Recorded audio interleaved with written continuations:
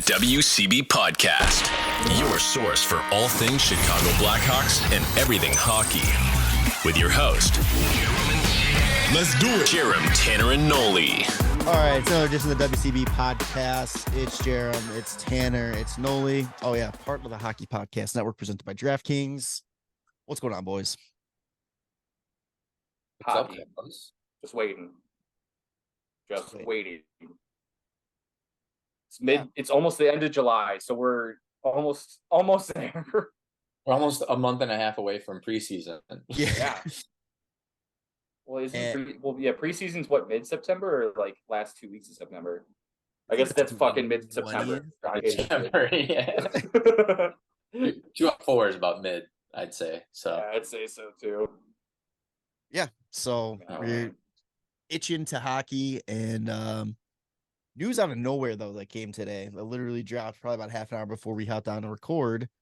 Blackhawks principal owner and chairman Rocky Wirtz passed away at the age of 70. Not a lot of details are out there right now, but it has been confirmed by multiple sources that have reached out to the Blackhawks to confirm it, and it is true. No hoax here. Yeah, it's very crazy out of nowhere. We were kind of talking about before that this news dropped.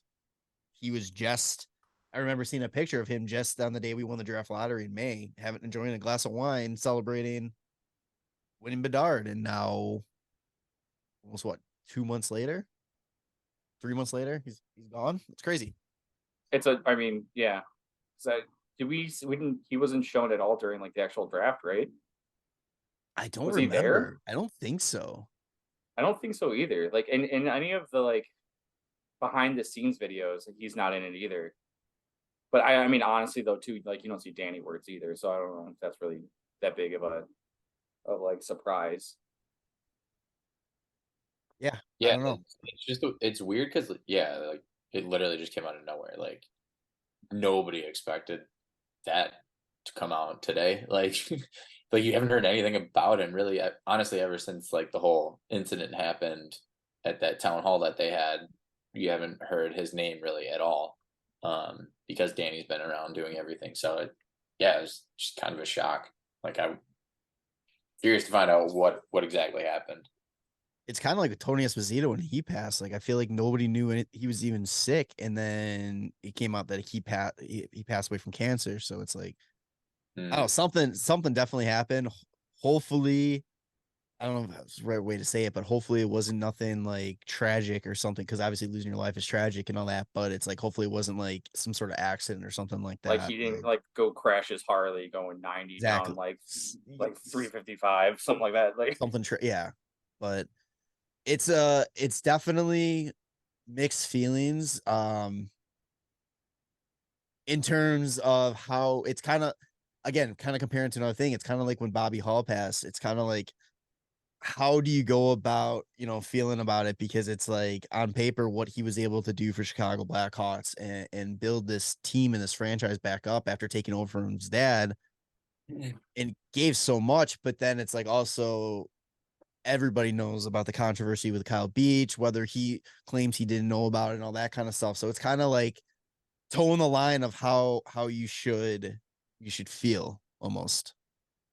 I think that it wouldn't be as bad had he not had that little blow up during the Blackhawks town hall about the Kyle Beach situation. Yeah. Mm-hmm. Like that, like screamed like some guilt.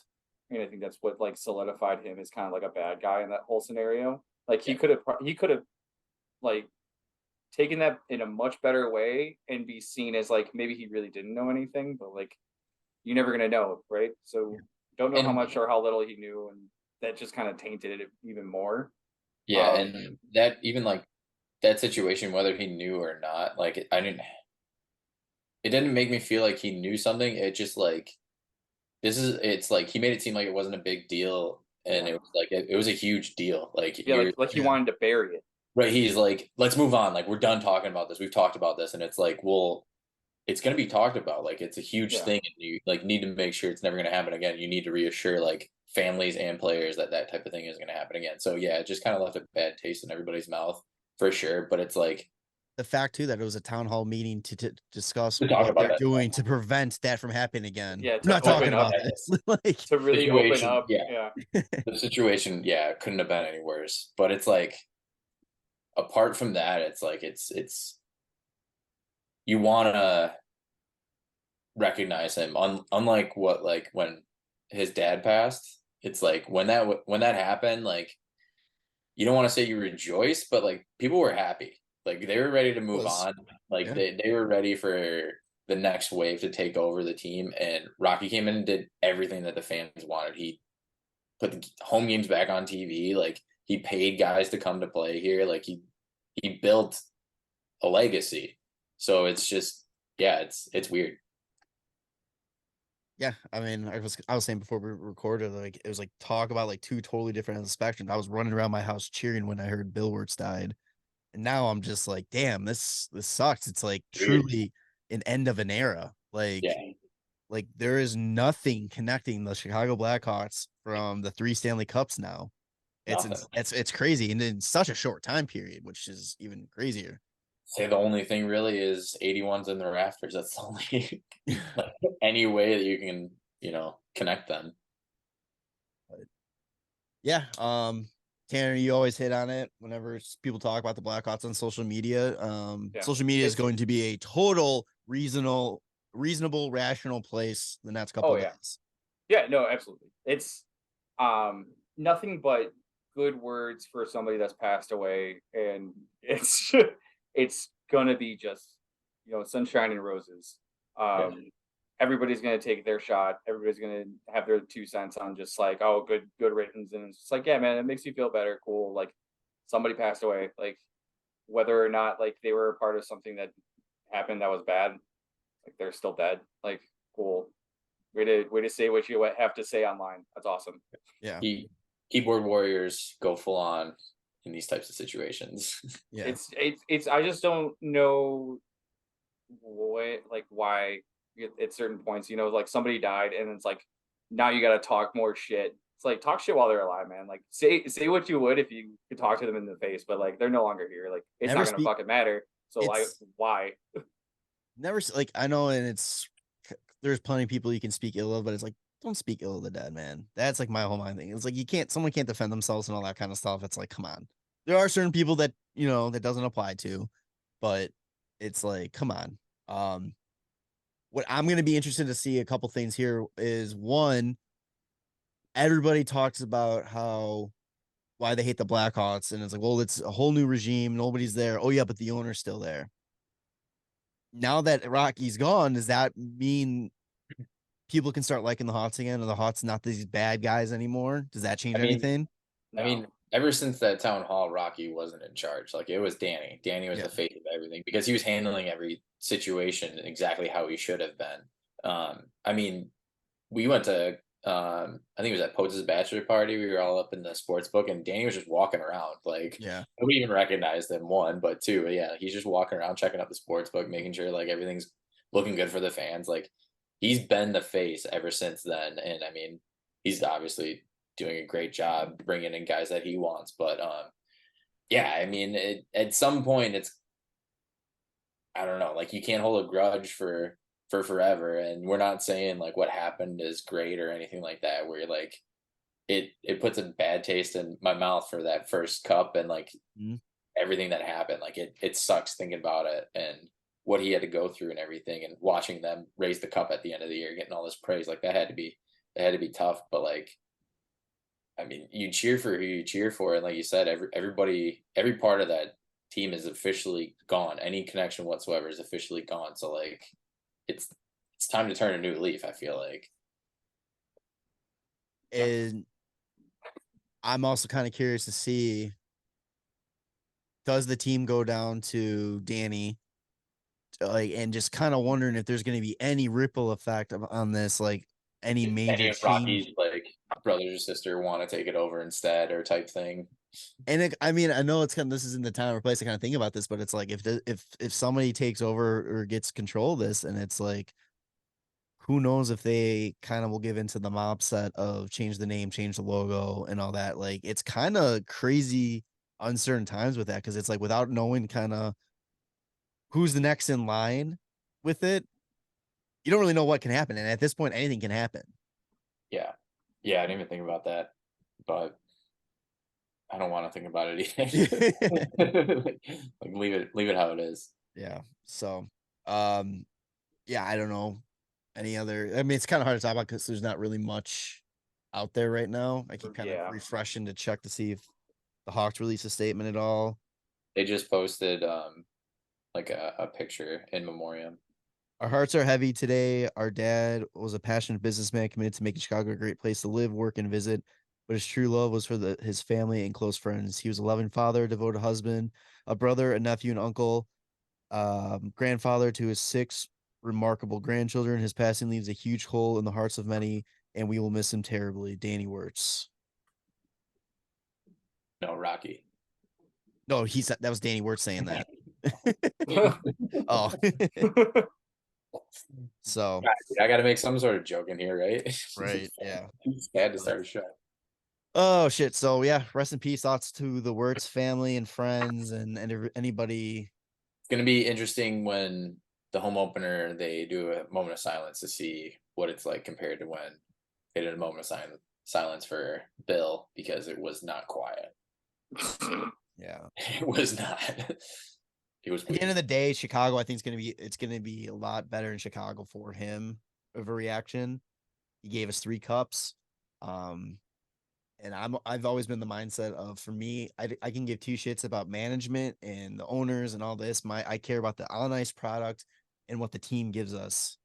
And that's why I will never be able to say, like, I mean, as much as I hate what happened, I will just never be able to turn my back on this team because I care about the on ice stuff. I don't care about what pieces of shit like Bowman and McDonough and all those guys did. It turned their backs and let Kyle down kind of situation. So it's like, it's for me. Yeah. Well, but you guys got anything else on that, or you want to move on? Stay chill. maybe avoid reading social media for a couple of days. Let that die a little bit. Some signing news came out for the Blackhawks. Phrasing, I know. Shit. I know. It was just like, yeah, wait, I know. I thought as soon as I said it, I kind of let that die a little bit. And I saw you smirking. So I didn't even realize that. I honestly, I just have the Cap Friendly up, and I just keep staring at that Connor Bedard's like on the Cap Friendly page. That's all. I didn't even hear what you said. Oh yeah, we're a month after the draft, and Connor Bedard is still a Blackhawk, so all is well. And he's the lowest cap percentage hit that he's ever going to be on the Blackhawks sweater, so it's just cool to stare at. Enjoy it. Blackhawks and Philip Kurashev went to arbitration on Thursday. Literally when we got done recording, I think they released the numbers that the team and the players submitted. The team was coming in at 1.4 million for 2 years, and I believe Kurashev was what, 2.6, 2.65, something like that. Yeah. Well, Sunday we found out that arbitration awarded Kurashev 2.25 million per year, and because it was player elected arbitration, the Blackhawks were able to choose between 1 and 2 years. They chose 2 years, so Kurashev is locked down for the next 2 years. 2.25 million. People are freaking out about this a little bit. It's a non-issue, I think, right now. This is the time for this to come up.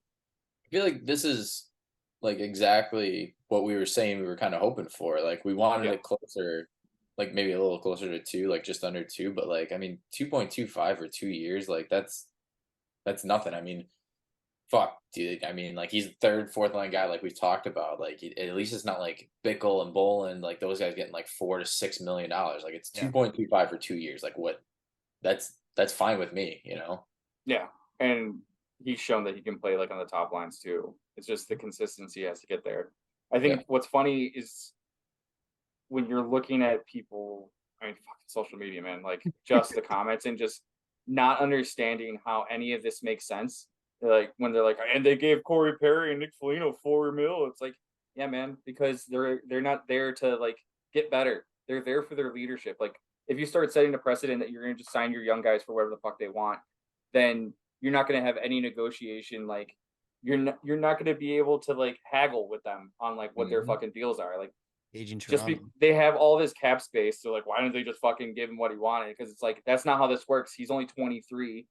He's gonna probably need another contract after this. Like if he outplays his contract, which I'm really hoping he does, if he like goes crazy on this 2.25 for 2 years, and then next contract is like 7 mil because he's playing so well, it's gonna be a lot easier to sign him 7 million versus if he's signed to 4 million already, he's gonna be like, well, I fucking killed that still. Like he's going for more contracts after this. Perry and Foligno, they're basically on 1-year deals after this. And in order to get them to stay here, because they could just cup chase, like you have to overpay. Like how fucking hard is it to figure out for these people? Yeah, and I mean, you gave Foligno and Perry that much because you have to get to the cap floor anyways. Yeah. Like that's part of it too. But yeah, giving Kurashev giving him 2.25, it's basically like, we believe in you. We know you can outplay this contract. Like prove it, and then your next contract is going to be bigger. Yeah. But like you said, if it was at 4, like then you could be just overpaying it. Like him at 2.25, I don't see it as an overpayment whatsoever. You know what I mean? Yeah. I think that's right about what he's worth, or maybe even like just under what he's worth. And like I said, it's going to be an easy way for him to overproduce on that. And like you said, if he was at 4 and he overproduced, it's like, fuck, we're gonna have to really pay him. But I mean, yeah, him overproducing at 2.25, it's like, okay, well, you're gonna get a raise for sure next contract, but we'll figure that out when we get there on how much it's exactly gonna be. And he knows it's not gonna be a layup on, this is what I want, this is what I'm getting. Like he's gonna, exactly. in the future, it's gonna be like, okay, I'm gonna have to prove myself and work for it. He's in the best situation here because not only does he have an opportunity to prove that he is the caliber player that a lot of people project him to be, he has a chance to come up when the salary cap is going to be going up. So there's going to be more money for him to possibly do it. And he even has a better shot to get to that level because he's going to probably have some minutes with Bedard, whether it's power play time or, when the line blender comes out. Is like he is in a great situation to really take his game to the next level. I mean, it goes for a lot of people on this team, but it's not just Bedard though. Like he's shown better flashes playing alongside of like Reichel, like Lucas Reichel, and even like, oh man, dude, fucking watching that, like every goal the Hawks scored during the last season, him and like Tyler Johnson actually had some good chemistry too. So a little bit, Tyler Johnson was basically hurt almost the whole season, so that was really a non-existent kind of line. And Reichel wasn't really there almost the entire year too. So like now you get those two guys. Like let's say you get them and Kurashev on the line, and like maybe you get some magic there. Yeah, that'd be pretty sick. Actually, I would like that line. That'd be a good line. I mean, on Daily Faceoff, it's got Kurashev, Dickinson, Blackwell is the third line right now, which I mean, like we've talked about it before, like lines are going to be kind of a blender all season. Dickinson's sneaky fast as fuck though. Yeah, like I don't hate that third line, honestly. Like, and then like you said, he'll get tossed in with Johnson at some points and stuff. So see, and on cap friendly depth chart, they have Kurashev, Reichel, and Anthony on the second line. I don't know how the fuck you guys get to this fucking thing on cap friendly. I also know how to get to the contract. Depth charts. Depth charts. Where's depth chart? If you go to the page, it's right above where the draft picks are. Right around round 2. We're working on it together here. There you go. As a crew. Walk everybody through it. People, get out your phones. Yeah, okay. Right. Okay, so yeah, it's got Kurashev, Reichel, Anthony CU. I don't know how I feel about that one. I don't think Reichel's playing center, right? Like, no, I don't think so either. No. That's interesting. Yeah, that's interesting. Yeah. Although I do like Hall, Radish, and Bedard. I love that. I think we talked about that last week too. Yeah, we did. I hope that's the first line though. It's so funny looking at this team, stuff. Man. Yeah. They're gonna have, I don't think they're gonna have that much of an issue scoring goals. It's just, we'll see how well they keep it out of the net. it's funny because it's like I know it's gonna sound like Hawks bias, but it's like this could be like I can realistically see a reason like if this team flirts with like a wild card spot, I wouldn't be surprised. No, I'm just saying like I don't think they will, but it's like if they are somehow like floating up there, Yeah. I'm not gonna If be they're like, oh not, shit, if they're not dead last. yeah, like how are they like I'm like, oh shit, I'm not gonna be surprised, like because it's like this if they're team if they're could be not bottom good. 5, I would be a little bit more like I can see that. Yeah, maybe flirting with the wild card was too much, but like I don't think this team is gonna be as bad as it was last year. Well, No. according to I forget what Jay Fresh. yeah, they made the projections. According to them, we're getting the Taylor Hall treatment, getting #1 overall again next year. I want to say I hope mean, his reasoning that- was because we had Taylor Hall. I hope that's the Yeah, reasoning. that was the only reason. that No whole actual like projections or anything like that. It was just like, no, this is a guarantee. that whole Every prediction team's got had points. Winnipeg coming in second in the entire league, and that's not happening. Yeah. No, that's not happening. The thing like, that's gonna be they're the only team that are gonna be better than I think is Arizona. And Arizona was nasty at home last year. We'll see if it pulls over again to this year. But I mean, Nashville. Oh, you talking about the Central? Okay, Yeah, for talk about the Central, just for Central. I was like, Buffalo's gonna be pretty fucking good. No, yeah, no, I'm just talking about Central. Like, Got it.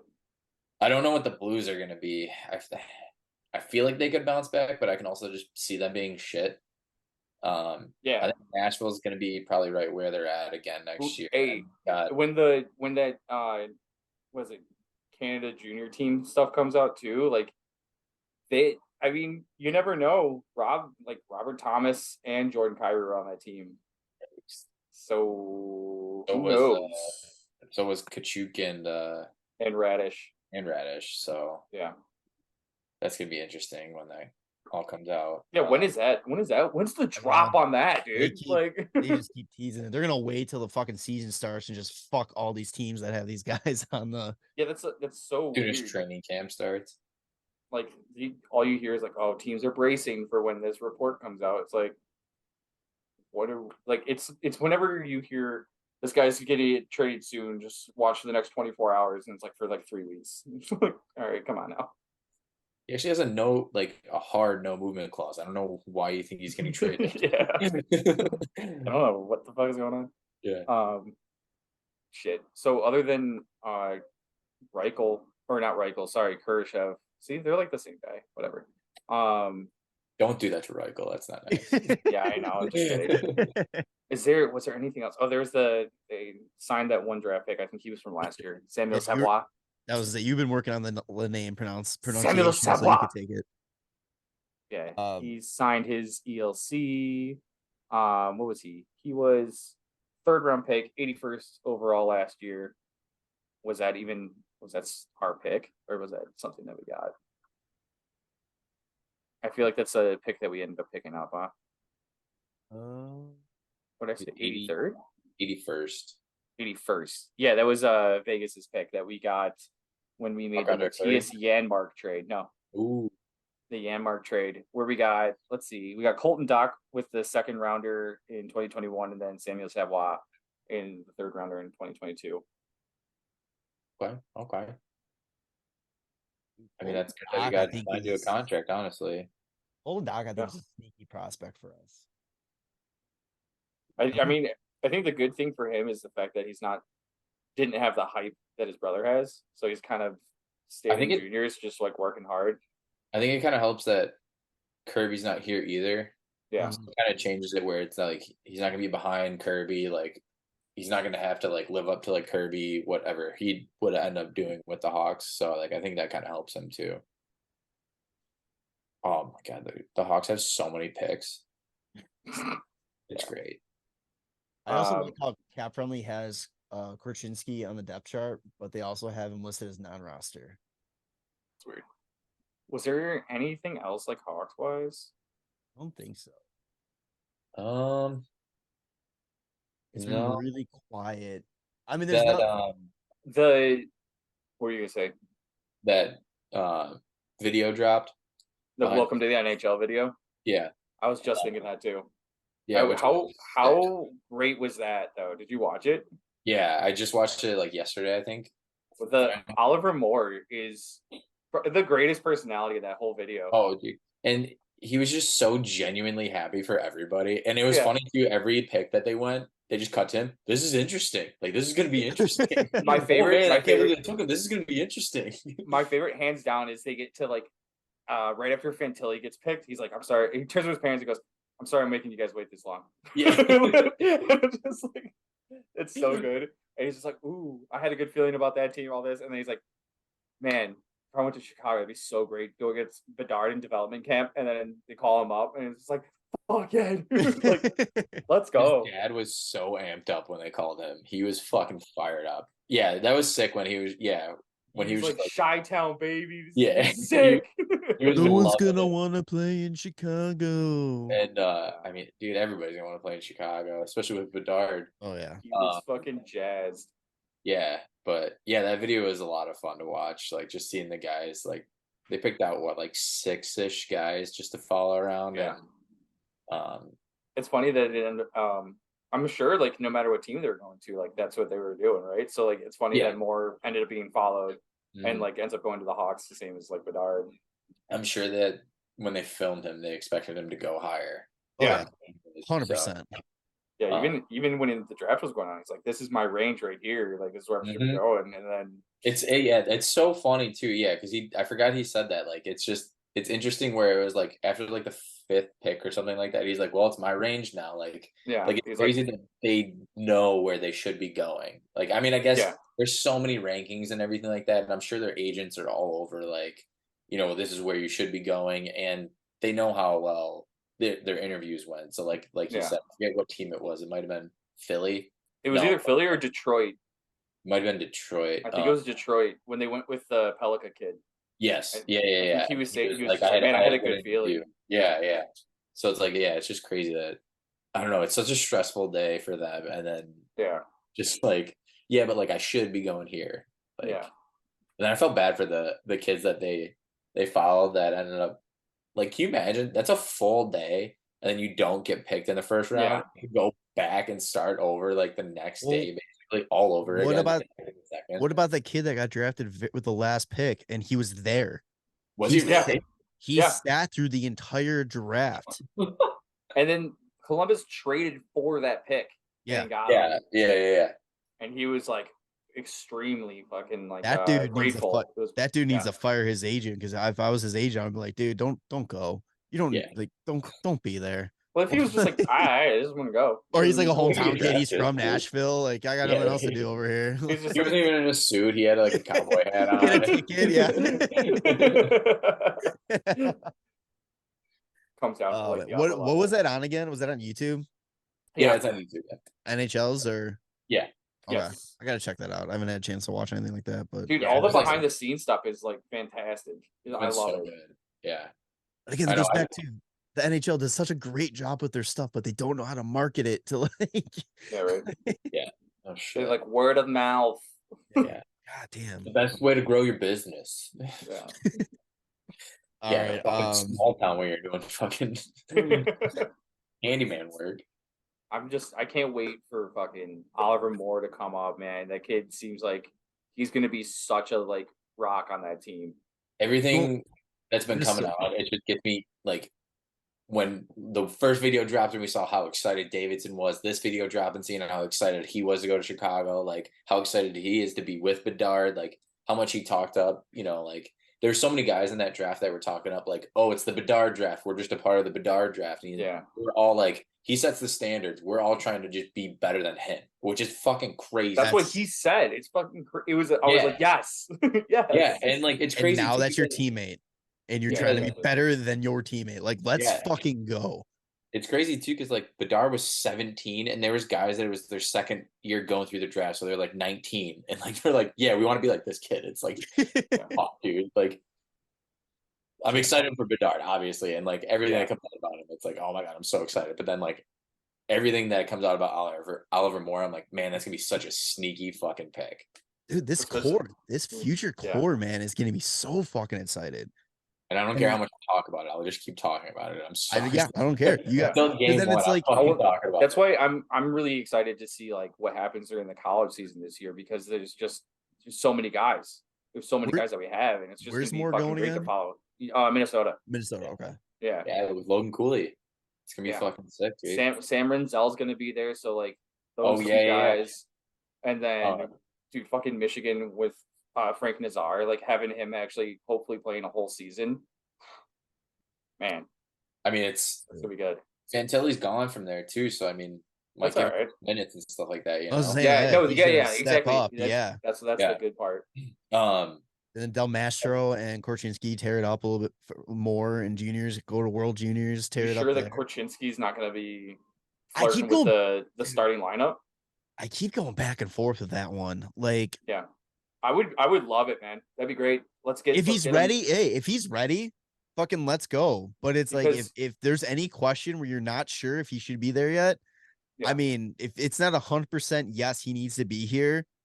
It's Don't have him be Kirby here. for me, it's Yeah. different than last year because last year it was like, yeah, this year's gonna decline. And this year it's Bedard it's his first season, man. Like if that's the guy we're growing with, get the defenseman that we should be growing with too. Let these guys Yeah. fucking roll together. The only thing I think he can take, like, would help him is if he goes plays for Canada for World Juniors this year, where he has more of a bigger role because he really didn't have that big of a role with the team last year. If you put him out there, you let him be almost like the leader of that defense for that team. I mean, that could be huge for him too. Like, that's the only thing that I'm kind of like, I mean, you could still do that when he's in the NHL. yeah, no, Like, that's if you're fair. the Hawks, Yeah. you can still do that. But do they want to? Because I mean, they've seen what happened with like Yeah. Kirby and stuff. True. Yeah. But one last thing about that video, the amount of guys with the inside the suit jackets with just the sickest like little inside of the jackets is just like, I love it. I love kids coming in with like great style. Like Fantilli had every name of every family member, like, Is it like 96 names or something like Yeah. that? Yeah, on the back of his vest. Will Smith had inside it was like his high school, BC, American flag. It was the National Cross. Development Team logo. Yeah.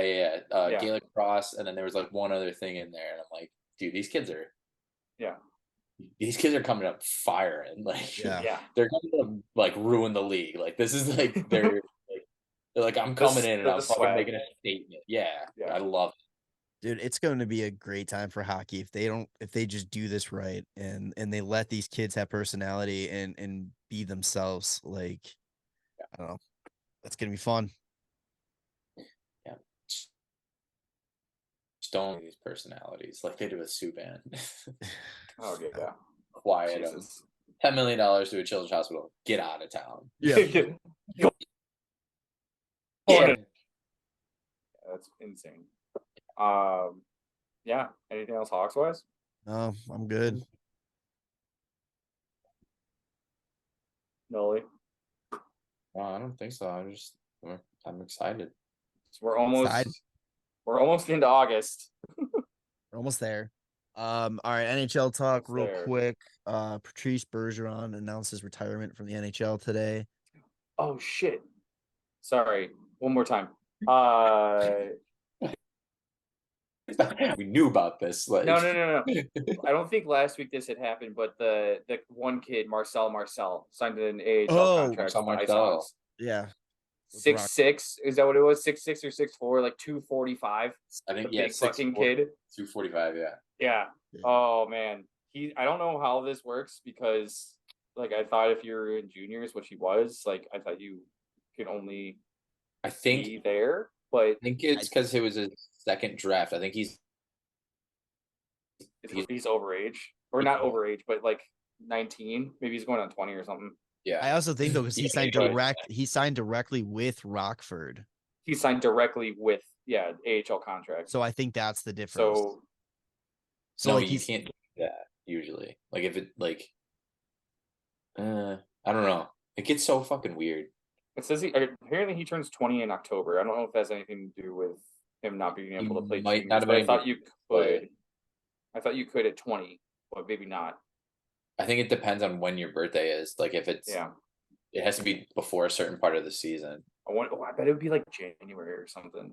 Like if you turn 20 like before January, then maybe you're like ineligible or some shit. Who knows? Who fucking knows? Well, I guess we'll never find Rules. out. There's no Just such thing as stupid internet. fucking rules. It's kind of weird that they signed him to like a 1-year AHL deal, but we'll see what he does. Maybe it's because if he did sign like his ELC, then he does have to go to juniors or something. I'm pretty sure that's what it is. I think it's like you can't be sent down from the NHL to the AHL. Right. But if you're signing directly with the AHL, I mean, what's up, guys? As you know, the show is brought to you by DraftKings, and new customers download the DraftKings Sportsbook app now and use code THPN. Bet just $5 to score $150 in bonus bets instantly. That's code THPN only at DraftKings Sportsbook. Gambling problem? Call 1-800-GAMBLER. Massachusetts, call 800-327-5050 or visit gamblinghelplinem.org.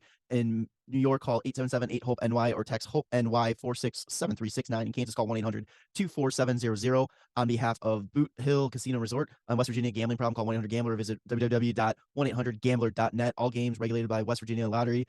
Please play responsibly in partnership with Hollywood Casino at Charlestown's Race in Connecticut. Help is available for problem gambling. Call 888-789-7777 or visit ccpg.org. 21 plus in most eligible states, but age varies by jurisdiction. See DraftKings.com/sportsbook for details and state-specific responsible gambling resources. Bonus bets expire 7 days after insurance. One boost per eligible game. Opt-in require max bet $50. 10 plus leg required for 100% boost. Eligibility, wagering, deposit restrictions apply. Terms at sportsbook.draftkings.com/baseball terms. It's like I want to say we'll have to try and like look into this shit, but it's like What's the point? the only person that knows is Gary Bettman and Cap Friendly. Like those are the only two people that know. I don't even know if Bettman knows.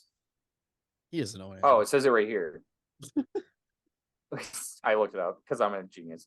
It says the AHL under 20 rule is created for the CHL teams to attract top talent back, which means if the player has under 20 and does not make the NHL club, they can be sent back to the AHL team. But it says, can players under 20 play in the AHL? It says, yes, they can. In fact, that you only have to be 18 to play in the AHL. A long-standing agreement between the CHL and AHL actually requires teams to send prospects who do not make the NHL club back to the CHL team.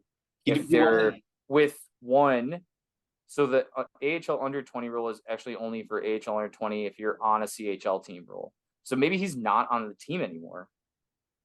Oh, like because he only played 1 year in the Q last year. That was his only. So maybe it was just a 1-year thing. Do they have contracts? They must, right? They have. I'm pretty sure they do. Contract because they can get traded and shit. Yeah. And so maybe he only had like a 1-year like CHL contract, and then he just signed a fucking AHL deal. That would make sense, yeah, because then they don't want their guys under contract getting brought up and then just sent to the A. It's like why don't you like live out your contract type thing unless you're going to play in the NHL? That makes sense. Yeah. Fucking Marcel, man. Fucking hockey's got to make things so goddamn complicated. The kid's so nice they named him twice.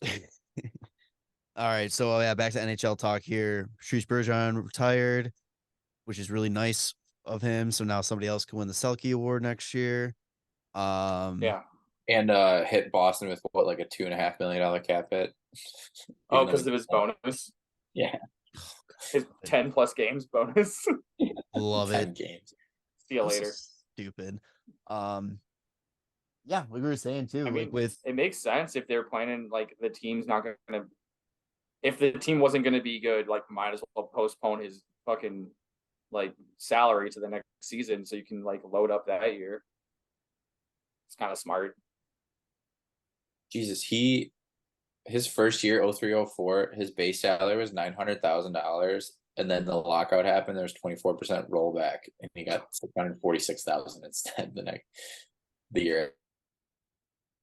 Yeah. Honestly, you said it in our group text, Jarom, like hate the team, kind of like Datsuk, where we hated Detroit for so long. Datsuk's one of my favorite players of all time, though. Like just the skill that he had. Like we don't have to talk about Datsuk, but like the skill he had, it's just like and the way he like carried himself, it just changed. Like it was a guy you couldn't hate.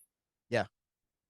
And like no matter how much you hate the Bruins, like you just can't hate Bergeron. Like, Yeah, after the way with that a he fucking- carries himself on the ice is just so on the ice, admirable. off the ice, he fucking played with a punctured lung against the Hawks in like Stanley Cup final. Like, just no matter what, he just gives it his all, always for his team. And like, he was a great guy to take over for captain. Obviously, as soon as Chara left, like, just could have the argued best that he kind of should have been player. the captain like the whole time too. I think Yeah, so. Yeah. absolutely.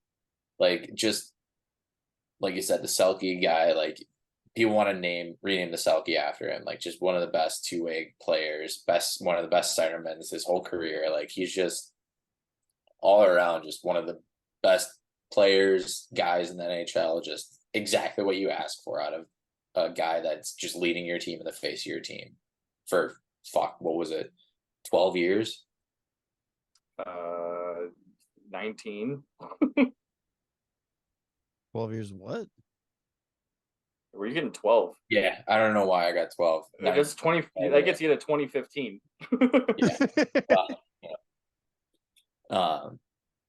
Yeah, 19 years, man. It's crazy. Well, So he made the Bruins his draft year, yeah, and he's a second round pick. Yeah. I saw somebody posted the opening night lineup when he played Sergei Samsonov. I don't remember who posted it. But yeah, it was crazy to see that opening night lineup, and every team got an extra draft pick that year because I just cannot remember anything. There's a reason a bunch of teams got extra draft picks that year. I forget where another team, and the Bruins ended up taking him with their extra pick. That's crazy. Yeah. I'll have to look up why, because I cannot for the life of me remember why. All right, so on that team, Hal Gill, Sergei Gonchar, PJ Axelson, that's a name I remember, and Mike Knubel, Martin Lapointe, let's see who else on here, Michael Nylander, Felix Potvin, Andrew Raycroft, Brian Ralston, Sergei Samsonov, Yuri Schlegel. Definitely making note of all these names for Puckpedia. Yeah. Those are some of the bigger names. Joe Thornton finished the season with the most points on 73 points in 77 games. 70 of them. 50. Yeah, it's close. Yeah, I mean, Bergeron, 6 games shy of 1,300, 1,040 points, 427 goals. That's the kind of guy, man, like where he plays every game he played in the NHL was with one team. And that's like when you have a guy like that on your team, there's a statue coming your way because that's insane. That's what we First ballot Hall of Famer. wanted. That's what we wanted so badly for Jonathan Toews and Patrick Kane, but the team was towards the end. Like Davidson had to do what he had to do, and like it would have been nice, but it's still a chance that Toews never plays a game with another team, but we don't know officially. So he didn't go out with the best record in NHL history and get knocked out in the first round. Yeah, that's a good thing though. And head to head in the playoffs, Hawks got him. Yep, Got him. Last thing I got is now the number 1 center in Boston is Paul Valzaka. There you go. Yeah, they're doing great. They don't have a ton of cap space either. And they still need to sign Jeremy Swayman. Yeah. And if they want to keep Trent Frederick too. It just couldn't happen to a better team, you know what I mean? Just under 5.5 million in cap space. You might be able to throw Charlie Coyle top line center, but that's rough. Charlie Coyle, Pavel Zacha, and Morgan Geekie. Not great. Do you think Lucic is like, what the fuck? I came back. And I now think he's like, I'm going to come back and retire. Is there a chance that Krejci comes back? I don't think so. I haven't heard anything, but I don't think so. I think it was both of him and Bergeron. I think Bergeron called him and was like, yo, I'm going one more. You want to come? And he's like, yeah, sure. And let's run it back. Yeah. It was a good plan. Till the Hawks came along and beat Pittsburgh. Changed hockey history, baby. Let's go. Oh shit. Ew, if it wasn't for those pesky Hawks. Oh, the other thing for NHL talk I had, we talked about Kurashev arbitration. The Leafs also had their arbitration case. They went to arbitration with Samsonov. Right? Is that how you say it? Yeah. Yes. I've heard people say differently. Okay. Whatever. And he was awarded 1 year at $3.55 million, giving the Toronto Maple Leafs a good $12.3 million over the cap space as of right now. Yeah. 6.7 with LTIR, still over the cap. Yeah. No. Oh yes, 6.7. Sorry, you read that correctly. I read it wrong.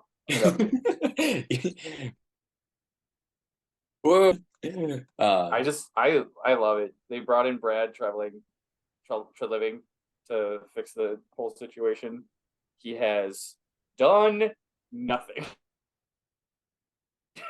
Like, I mean, obviously hasn't been any like talks about like what's going on with Nylander and Matthews, and like you go out and you sign Tyler Bertuzzi, you sign John Klingberg, you bring in Ryan Reeves and Max Domi. Domi makes sense to me because like at least he has like some skill too, and had a good season last year.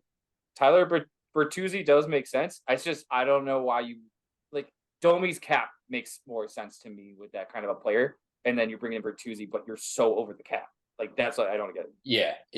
Because Bertuzzi at 5.5 is a fucking steal, but you're so tight to the cap that what are you doing?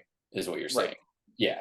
Yeah, absolutely. And then Ryan Reeves like 1.35 for 3 years. What are you doing? Like I don't. Oh, it's 3 years too. Oh my god. What is that? Like Nylander's gonna be gone. Yeah. I mean, there's no way. I mean, he has to be traded. Like that gets you under the cap with your LTIR. How do you get under the cap before the season starts with those guys on your like? I don't know what they're doing. Here's the thing too. Like if you're handcuffed this way and you have to trade Nylander, and everybody knows you have to trade Nylander, you don't get a good return. Future considerations, baby. Like you like the no move. Is it a no move or no trade? Whatever. It's modified. Kicked in July 1st. And you didn't fucking take advantage of the fact that you could move him to anywhere and had a fucking bidding war. Dude, what a move by Nylander's agent tossing that in on the final year of his deal. Literally, he's never had a no trade, no move clause. Last year, my deal, why not throw it in there? And it's worked out great for him. Yeah, it really has. How about the Hawks toss them back their own 2025 first round pick for Nylander? That's it. And then we could say we had all three Nylanders. That's an overpay because Toronto doesn't deserve a first to get out of hell. You know what? We take Matt Murray. Yeah. And their first round pick. We keep the other first round pick and we just give them future consideration. They're still going to be over the cap. You know what? And then at the trade deadline, they can send future considerations off becoming good Stanley Cup champion teams. Who says no? I don't. I like it. And I cheer for both teams. I'm playing both sides of the fence here. Yeah. I'm playing both sides. That way I can't lose. If you look at their cap friendly and just look at the column that says terms on their forward core, and it's no move clause, no move clause, no move clause, modified no trade clause, no move clause, modified no trade clause, modified no trade clause, modified no trade clause. You're just like, Jesus Christ. And then even your defense is the same fucking way with no move, modified no trade, and then retain salary. Oh, whatever. Modified no trade. It's like all the big money that you can move, which is what you're going to have to do, you're going to be so fucking handcuffed on that. They tossed out no movement clauses like they were fucking Stan Bowman in the early 2010s, like with Yeah.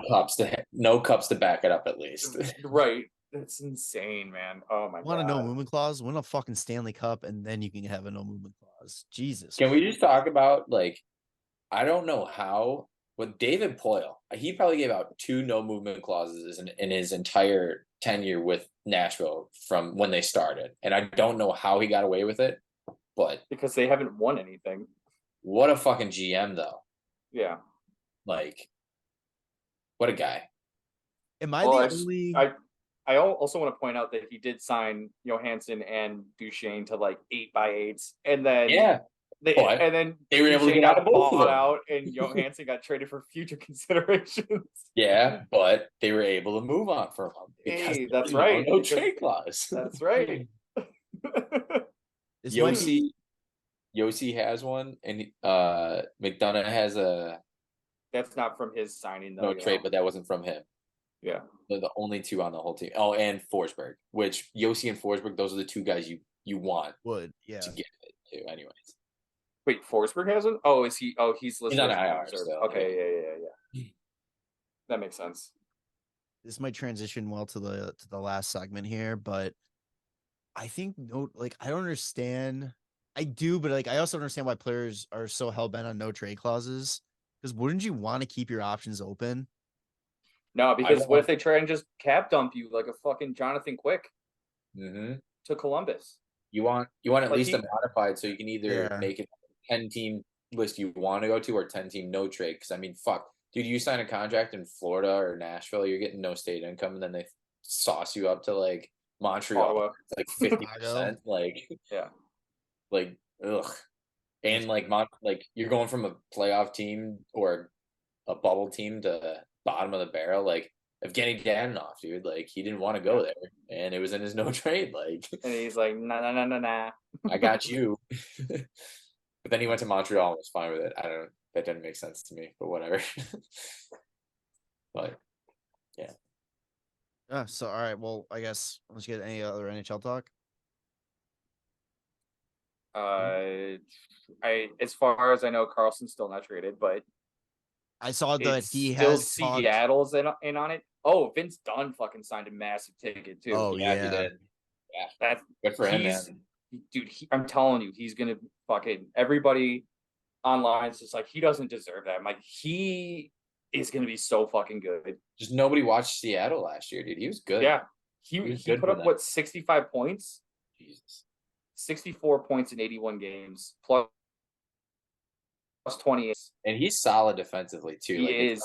it's not like he's like I had him just on my moving the fantasy ball. team, and he not only puts up points, he fucking hits and blocks shots. He's all over the place.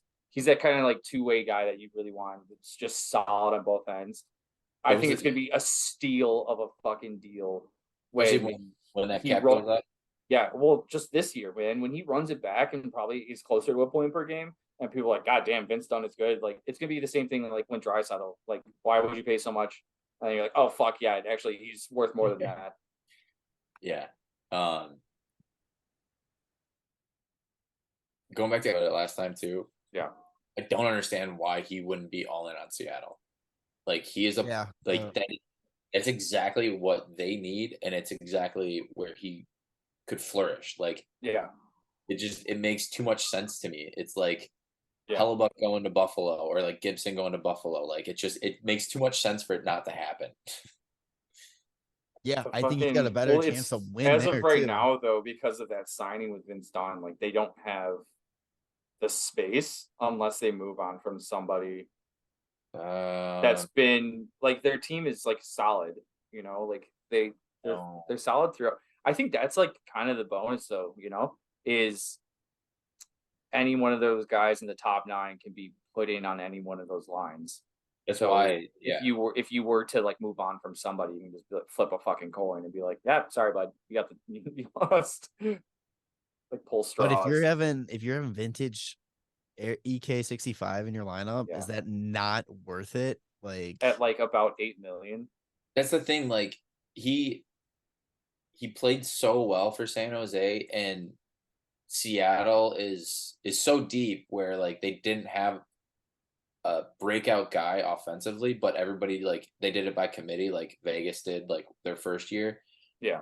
But adding a guy like Erik Karlsson, man, that bumps up your power play. That bumps up just offensive like breakouts. Like just he can move the puck so well and put you in such better ways to score offensively, like better offensive positioning and everything. Like it's just it That's makes so one of much the sense to boost. Like Everly's goal scoring is going to go up. Fucking Jared McCann's going to score a ton more goals. Like these guys' goal numbers are going to skyrocket if you add him. well, you just go back into like what I was talking about with Vince Dunn and him having an insane year probably next year.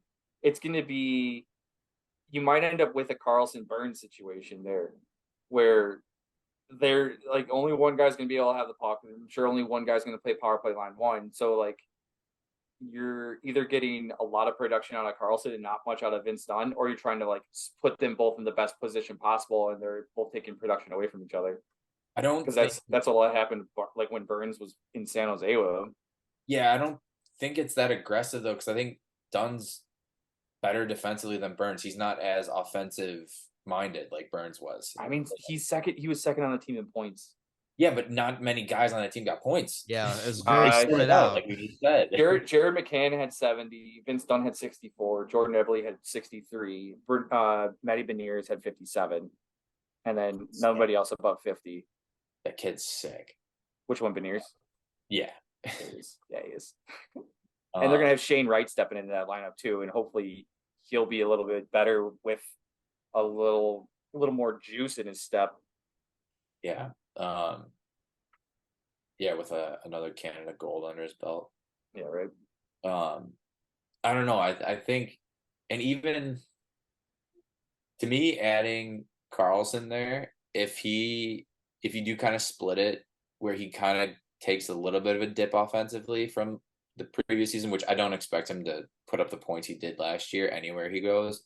I think adding that still juices your team up enough to where it bumps you. Like, I mean, you got past Colorado last year, but it could have been the X factor, to get them past Dallas, it's just, I think there's just more upside there than Pittsburgh. That just doesn't make sense to me. Yeah, Pittsburgh with him and Letang, they're both right D.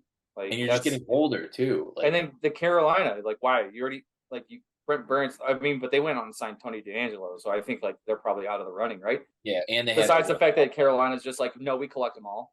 Yeah, like every defenseman is ours. We should make a Carolina Hurricanes jersey or a shirt. Is it Toronto? Did they say Toronto? Toronto's in on. They're apparently in on it. Always. It doesn't make sense. That doesn't make any sense because who are you going to move? Like Nylander. Yeah, Nylander, and then you can just go be Carlson and an extra 2. Yeah, like over the cap with Morgan Riley as your top paid defenseman already. Like that doesn't make sense either. So dumb. Seattle makes the most sense just because like they don't have like the clear cut number one defenseman, but I think that this season is going to really be Vince Dunn. Yeah. I don't know what other team would really benefit from having like such an offensive defenseman like him that doesn't already have one kind of already, Just go to Seattle. Give me a reason to buy a jersey. Yeah, but like a Carlson though. Yeah, but still trying to think. I don't know, fucking Philly, but Philly's like so far out of the playoffs that doesn't even make sense. Yeah. I don't know. Who else? I mean, Washington wouldn't be bad if they want to get back into the playoffs. That team's just old. What if the Islanders come out of nowhere? Islanders? That would be good. They're always sneaky, like, oh, we're in on this guy, but nobody ever goes there. There's like rumors that them in Toronto are supposedly talking about Nylander. So it's like if that falls through, I mean, I could see them maybe making a push, but does that make that'd be pretty fucking sick though. If they got Carlson, oh my god. So that like defensive core isn't very offensively minded, so he would do well with any pairing there, I think. Yeah, because who do they have? They have Pulak, Pellick, Noah Dobson, Scott Mayfield, Alexander Romanov, Sebastian Aho. Yeah. David Sorokin jumping next year up to 825. five. That's gonna be a good deal too. And I think he would do really well there because like that team. It would be pretty They're over the similar. cap too, though. They don't have cap, yeah. That team would be pretty similar to San Jose. Like they only have like a couple of star players, as in like Barzell and like maybe Horvat. I But was gonna say, the team's just better depth wise and like defensively than San Jose is Dude, by see, far. could you imagine Carlson just feeding Manny Barzal on the power play? Yeah, that'd be so nasty. It would be gross. This who could cap they situation move? fucked the Sharks and the rebuild big time. Like you got to feel for Greer. Oh yeah, because Taking that they in. signed that deal. Yeah, and there's Before- nobody that he can even like really work with to like make it happen easily. Like because every team is in cap hell, and any team that can take him on aren't going to be competitive. And I don't think he doesn't want to go anywhere that he's not going to have a chance to win. He's been there. This is going on to his 5th year already into that contract. That's crazy to me. Really, holy shit. Yeah. Yeah, that's just wild. All right. We'll wrap this up here in a second. On Instagram the other day, we posted asking for your controversial hockey takes that you would fight to the death, and we got some good ones in here. So we're just gonna touch on a couple of them real quick. The first one should be able to hit the goalie if they come out to play the puck. Absolutely. 100%. Not in the crease. Dude, the amount of times that goalies stick themselves out into players for interference and don't I mean, blow them up. yeah, if that's you're you want to come out trying and to shit? box somebody out, but like if you're getting fucking blown up because you're going into the corner and you're throwing it up the boards and somebody like takes that extra couple steps just to lay you out, then like that's fucked up. Yeah, I can Because see there's no other time in the game when like somebody's like standing still and somebody's coming skating from the far end of the fucking ice and just going to blow them up against the boards. Yeah, think about it. There's no fucking. That's not. No, I think not. Like, as you think, like I'm. You're talking like when Ryan Miller got fucking ran over. Yeah. That's no that kind of stuff. But it's like if the goalie comes out and tries doing like stick handling and all that kind of stuff, he makes an effort to be part of the play. Yeah, then he That's gets far. weird. It should be fair play. But if he's going behind the net to stop the puck and that's it. If Dominic Hasek can come out and 2-pad stack Marion Gaborik and flip him like a turnstile, blow him up. Yeah. Blow him up. That's how I feel. Yeah, I mean, it's just one of those things that you can't. That would be such a gray area. I'm like, well, was he making maneuvers towards the guy? It'd be like goalie interference right now. It's completely up to the ref on if they want to call it. He's just calling a fair catch. He's like, please don't hit me. I'm just gonna stop the puck here. It's like in the longest yard where he's calling a fair catch. They just drill him anyway. All right, this one's from Potes. John Scott deserved to be in the All-Star game. Yeah, it was fan vote.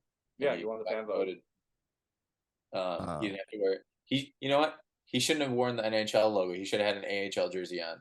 That would have been hilarious. If they didn't want like him to be in the fucking All-Star game, they should never have had a fucking fan vote, like a write-in. Also, fucking Zemgus Girgensson was the #1 voted player the first year they did that. Did you not think that fans would troll the NHL and put John Scott in at some point? Like, this is on you. Yeah. Like, all of Latvia voted for Girgensson, and he was the #1 voted guy. Like, yeah. All right. Another one. Crawford was an elite goalie and is underrated as hell. Absolutely. Yeah. That's easy. Yeah, I don't understand how like people debate if Quick is a Hall of Famer or not, and don't even mention Crawford. Because I think Crawford was. I think the debate there is the fact that like in 2012, like the whole reason they made it to the Stanley Cup final, they were the 8th seed. I think Quick meant more to the Kings than Crawford did to the Hawks. I think that Crawford meant just as much But That's what I'm people trying to say. people still think that like because of what was in front of him that he wasn't as like a big part of it. I mean, that's the story for that we talked entire about team. it. We talked about it before. What was it, like 2017 or 2016? 2017, right? Where he had his concussion and the team went down the fucking drain. Yeah. Because the previous year they won the Western Conference. Yep. That's when they got swept by Nashville. Yeah. He gets taken out and that team just fucking hits the drain. Like that was the same team. It was the same team that just won the Western Conference the year before, or at least the core. And then Aaron. Yeah. And then fucking December he gets his concussion and then the team just he's a huge part of that team. Shea Weber just wasting him. Dude, was that when Shea Weber got him? I don't remember if it was that time. Was that Malkin? No, it was Shea Weber. Shea Weber fucking clap bomb, and I don't know how he didn't get pulled for concussion protocol. Like that. Holy shit. Yeah. All right, I'm gonna do a couple more really quick here. Versus TV was peak broadcasting. This was great. Was it? I don't even remember. It was great, dude. As soon as I hear Versus, I immediately think of Brian. Like that's it. I don't know why, but that's immediately what I think of. Just blowing him up. All I remember is just like when a game would end and then they would go to like fucking bass fishing. Like, right after. Baby. I was just like, oh, I guess it's time to go to bed. I don't know if Versus was great or it was just a great time for Hawks and hockey because that was a lot of good memories. 07. Yeah, a lot of good memories associated with it. Yeah. So I'm with that one. All right, guys, you can guess who put this one in. 1999, Brett Hull in the crease. In the crease goal should not have counted. I mean, that's what the rules were. So I'm just gonna stick with what Brett Hull said when my dad asked him. If you got a problem with it, come take the ring off his finger. I'll wait till he's like 89 and then I don't know, man. He's gained a lot of weight. That thing might be stuck on forever. Last one from the Instagram. Goalies are relevant. Yeah. Yeah, baby. Nah. It's fucking so true. Nah, it's not true. Dude, fucking Aiden Hill won the Stanley Cup this year. It's not true. Pretty fucking relevant to that team, huh? Yeah, but they had 6 goalies and then they finally found one that actually worked. Like it doesn't he got tossed around. He was from Arizona, San Jose. Nobody develop later, buddy. Jordan Binnington's a Stanley Cup champion. Antti Niemi's a Stanley Cup champion. You don't fucking know. They're relevant. They are relevant. You need a good goalie. You need an average goalie that's playing really well. Yes. I mean, you need a goalie. You need a hot goalie. You need somebody to stand in net and block pucks. Yeah, you need a goalie. They're relevant. All right, yeah, exactly. Irrelevant. I said they're relevant. Irrelevant. You said All right, my take that I've been kind of leaning into more lately. The COVID bubble playoff format was the best playoff format. Oh, the 24? The play-in? No, Yeah. Fuck that. You don't need 24 teams making the fucking I like the playoffs. play-in, and then what I really liked about it was the 1 through 16, or like 1 through whatever. It didn't matter conference, didn't matter division. It was just the top team got the worst team, and boom, boom, boom. Oh, yeah, for that part. When it was seeing Montreal going, you think 1 versus 12? No, because it was the top 3 teams didn't fucking, was it top 3 or top 4? Didn't play in the play-in round. No, I'm talking but they played against each other to fucking get seeded 1 through 4 or some shit. Take out the playing games. I'm talking about once it got to the actual playoffs, and it didn't matter conferences, it didn't matter all that, and just seeing Montreal going on a run. We love the 2012 Kings going on a run. That wasn't the bubble. Fucking Panthers just did that this year. That wasn't the bubble. I know. I'm saying though, I like it. I don't. Whatever. That's my take though. I'm so confused on which playoffs you're talking about. Are you talking about 2021 or 2020? The one. It was 2020 because 2021 was just the North Division. Oh no, that was that's That was 2021. That was when the Whatever Hawks one, were in the whatever fucking one was East. Montreal versus Tampa. Yeah. Yeah, that's 2021. 2021. Okay, that's the one I liked. Okay, that's the one where like the Hawks almost made it on the backs of fucking Subban and Lankinen and Delia, but it ended up being like Nashville beat us out, and then they played like Carolina, and then fucking Tampa came out of our division. Like, it was fucking weird. Yeah. That was the shortened season, not the bubble playoffs. Okay. That's what I like that format. I disagree. I like 1 through 8 better. I like 1 through 8 better, but I fucking love if we're not gonna get 1 through 8, I like the chaos of just everybody gets jumbled up together. Yeah. We're never gonna get 1 through 8 again, which fucking sucks. I know. Get rid of Gary for that reason, and then we can bring somebody in. Yeah, for that reason. That's what's Yeah. You guys got any takes you want to talk? Throw out there? I'm sure there's plenty. Our fans just know who I am and just went through all of my biggest take. Can't think of anything. I can't think of anything like off the top of my head that's like controversial. It's just like, I mean, Marian Hossa should have won a Selke. Yeah. Like that type of shit. Did Shea Weber ever win a Norris? No. I don't think he Shea did. I Weber think that was one where he got robbed because it was like Lidstrom's last year. Like he should have won the Norris that year. Did Suter win one and he didn't? No, I don't think Suter ever won one. Yeah. The fact that Shea Weber never won is a fucking disgrace. Yeah. But, all right. Yeah. Hawks fans don't have a big take for me. Yeah. Wait, what was it? Hawks fans don't like Detroit doesn't suck anymore. Like you don't have to hate Detroit. Yeah. I'm over it. Fine. Stop the Detroit suck chance. Just switch it over to St. Louis sucks. Yeah, pretty much. That's like, always going to be a factor for me. That's the more relevant rivalry now. Yeah. I guess that would be my biggest top of my head. But if it does end up being a Hawks Detroit final, ooh, fuck those guys. I would love that. I would bring it back out. You know how scary it would be to have a Hawks Detroit final with DeBrincat on Detroit, and him just being like fucking motherfuckers. It sounded like the goalie and going, "You Chernobyl motherfucker." We're on the same fucking team. All right, Tanner. 232 or 233. Sorry. That's right. R.I.P. Rocky in peace. That's what it's going to be. Fucking bye.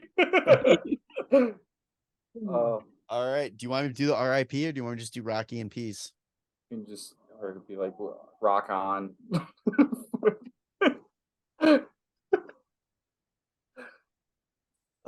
Rock out. That's what. Yeah. In case we finally get canceled, this has been fun. All right, episode 233. Call it. We're done. It's over. Oh God! All right, yeah, 233. Just go with the R.I.P. one. Yeah. R.I.P. Rocky in peace. Yeah. All right. 233. Oh shit. Oh shit. Well, did you see my mic just fucking fall? Yeah. Ghost pulled that thing down. Oh yeah, fucking Rocky doesn't like it already. Take it easy. Okay. Follow us on social media at WCB Podcast. Subscribe to the YouTube channel, Spotify, Apple Podcasts, everywhere you find listen to your podcast. Promo code THPN on DraftKings, and yeah, we'll see you in the next one. All right, love you, boys. Bye. Thanks for listening to the WCB Podcast. Be sure to subscribe wherever you heard this podcast. To connect with Jarom and Tanner, check out the boys at WCB Podcast on all social media. We'll see you next time.